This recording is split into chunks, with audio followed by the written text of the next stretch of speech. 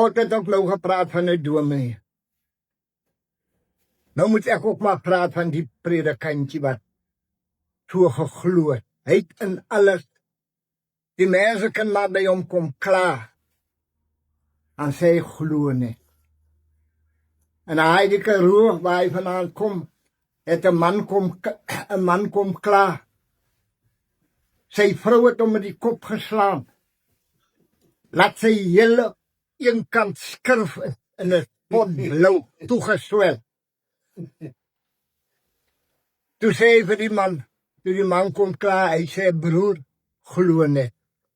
En daarvoor verplaas hulle die dominee na 'n ander plek toe. En die dominee kom daar so nou by die kerkie en er staan hierdie klein klipkerkie. En die kerkperseel is op 'n doodloopstraat. Hy hele sirkel behoort aan die kerk. En die dominee is op, ons moes gesê die vader. Ja. En die vader is op en hy is nou maar 'n kort mannetjie. Toe hy binnekant kom, in die deur, toe sy koster binnekant besig met die apparaat wat hy vensters mee oopmaak. Toe is daar 'n groot vark binnekant in die kerk. Hy swart is, julle weet, hy met die gladde vel. Hy voortydse vark by jy gekry, met die gladde vel.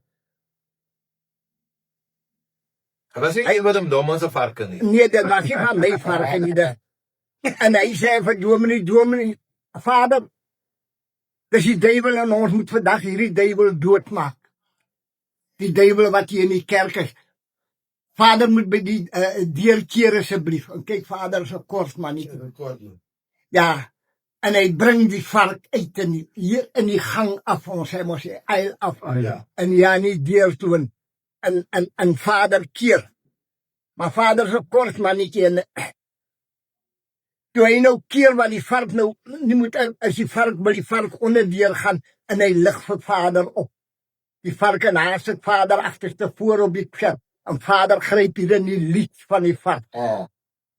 En al hoe stywer wat hy nou vat, hol die vark hier Kerkstraat af. Ja.